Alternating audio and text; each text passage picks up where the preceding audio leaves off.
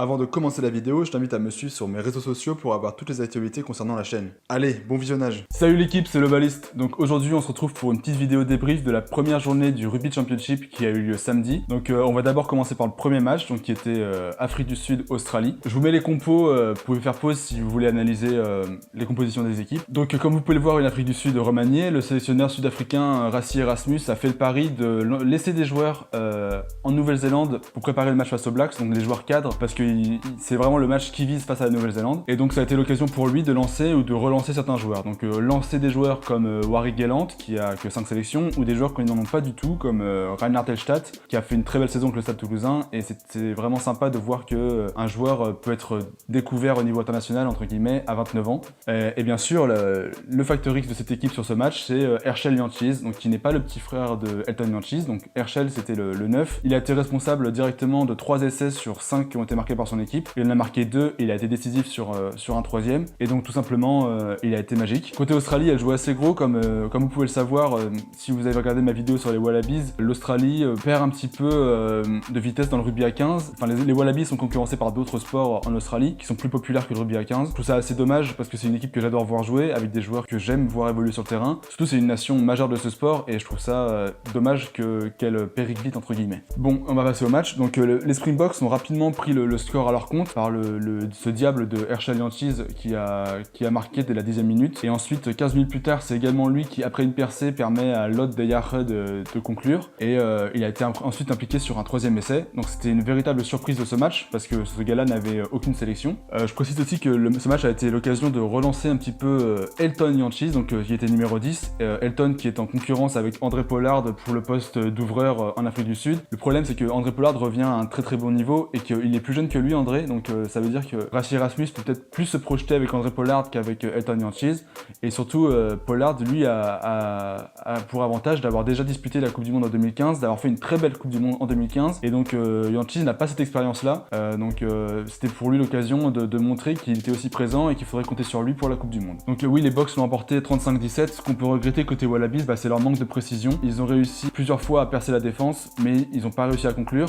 Donc, à l'instar du numéro 6, je sais plus comment il s'appelle, qui a marqué, mais il y avait un avant de passe avec Kerevi. Donc du coup l'essai a été refusé. Ensuite il y a Daniel Letpetit qui a marqué un essai mais qui sur une seconde action, après un coup de pied rasant, a fait en avant dans l'embut alors qu'il n'y avait pas de pression immense non plus. C'est-à-dire que c'était le seul dans l'embut et il a fait en avant. Donc c'est assez dommage parce que c'est des points qui leur manquent à la fin. Ils sont restés dans le coup longtemps en termes dans le rythme, ils n'ont jamais été non plus hyper largués, mais c'est ce qui a fait que à la fin ils perdent de 18 points. Je note également une belle rentrée de Kurt Lebill qui est un joueur que j'adore voir jouer, qui est hyper polyvalent. Des fois il est pas au niveau, des fois il tente des trucs qui échouent. Là sur ce match-là, il a fait une très très belle rentrée, mais ça n'a pas été suffisant pour renverser la tendance. Qu'est-ce qu'il faut en conclure selon moi? Donc que les Box sont hyper solides et que à mon avis, là leur objectif c'est de s'affirmer comme les concurrents égaux entre guillemets, les parfaits rivaux des Blacks. Je pense que c'est vraiment les matchs qui visent, c'est contre les Blacks, d'autant plus qu'ils seront dans la même poule pour la Coupe du Monde. Et du coup, ils ont prouvé que même privés de certains cadres, ils peuvent faire des matchs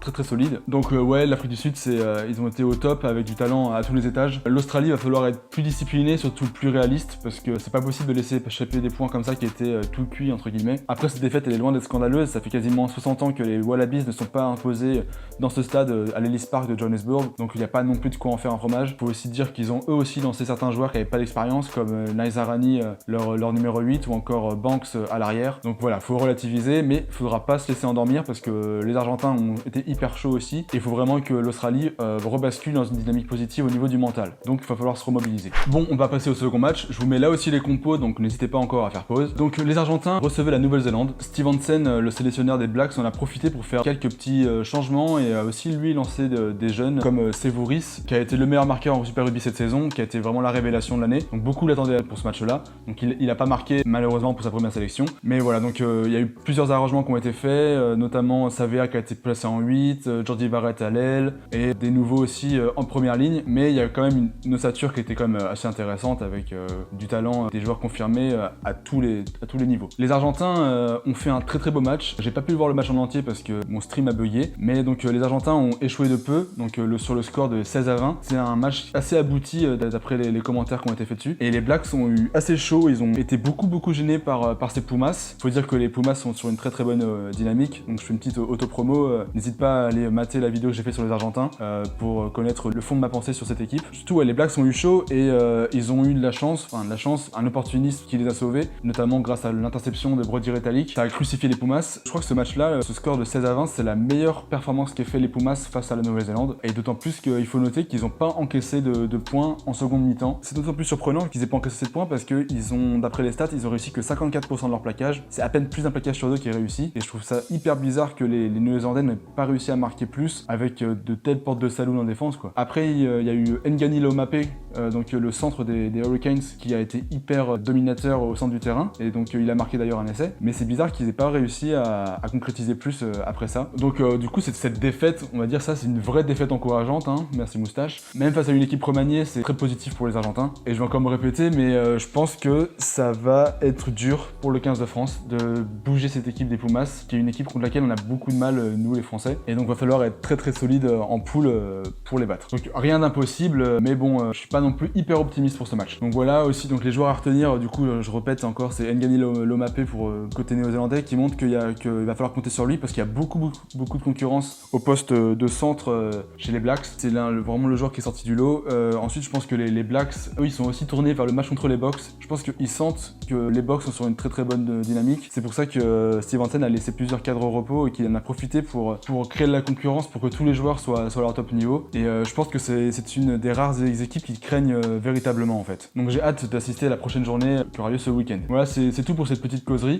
N'hésite pas à dire ce que tu en penses toi en commentaire. Est-ce que tu penses que l'Australie va pouvoir se relancer? Est-ce que tu penses que les Box vont pouvoir recréer l'exploit de battre les Blacks en Nouvelle-Zélande? Moi je l'espère honnêtement, j'espère que les Blacks vont se faire un peu secouer parce que voilà, j'en ai marre de les voir gagner, quoi. Si tu veux connaître mon avis sur les Pumas et en savoir plus sur cette équipe d'Argentine, je t'invite à les mater ma dernière vidéo spéciale Coupe du Monde qui était sur le sujet. Voilà, c'était tout, donc like, n'hésite pas à laisser un commentaire aussi et partage la vidéo et moi je te dis à la prochaine et n'oublie pas que chez nous le rugby, c'est une coutume.